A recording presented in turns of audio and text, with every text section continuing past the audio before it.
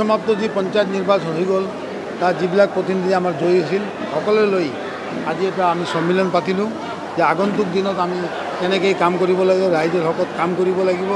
এইখিনি কথাখিনি বহুত নতুন মানুহ আহিছে যিবিলাক লগত কোনো পলিটিক্সৰ লগত সম্বন্ধ নাছিল, বহুতে নাজানে নিয়ম আৰু নীতিটো কি, ভাৰতীয় জনতা পাৰ্টিৰ নিয়ম আৰু আদৰ্শৰ কথা তেওঁলোকে বুজাবৰ কাৰণে আৰু একেলগে লগ পোৱাৰ কাৰণে আজি আমি এটা সন্মিলন পাতিলোঁ। এই সন্মিলন প্ৰায়বোৰ মানুহে উপস্থিত হৈছে, খুব ভাল লাগিল। যিবিলাক প্ৰতিনিধিসকল আহিছে প্ৰায়বোৰ নতুন, প্ৰায়বোৰ শিক্ষিত, ভাল লাগিছে। শিক্ষাৰ হাৰ তেওঁলোকে বুজি পাইছে।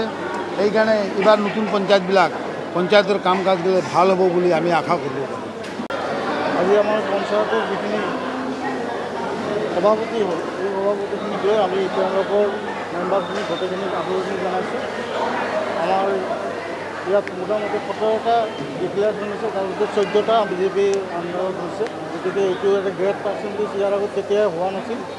গতিকে আমি চবকে আমাৰ ভাৰতীয় জনতা পাৰ্টিৰ নীতি আদৰ্শৰে কেনেকৈ চলিব লাগিব সেই অনুপ্ৰাণিত কৰিছোঁ।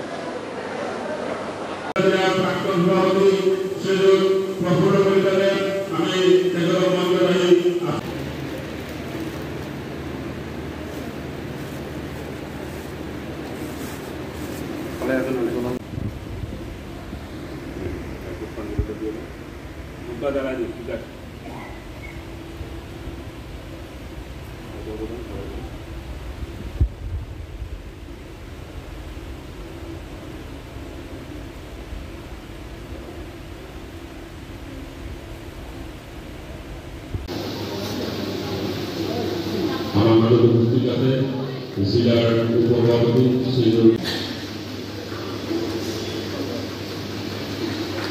আমি আমাৰ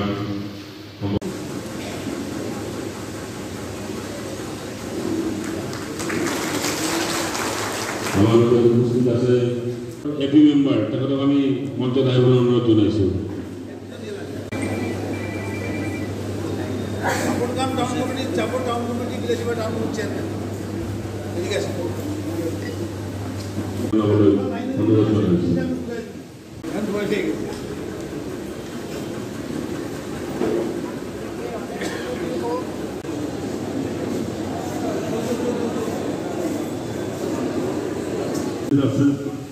আমাৰ জেলাৰ প্ৰাক্তন দ্বাৰা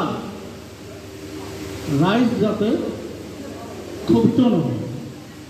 আপোনালোকে ভাল কাম কৰিলে ৰাইজ আপোনালোকৰ লগত থাকিব আৰু আপোনালোকৰ লগত থকা মানে আমাৰ লগত থাকিব।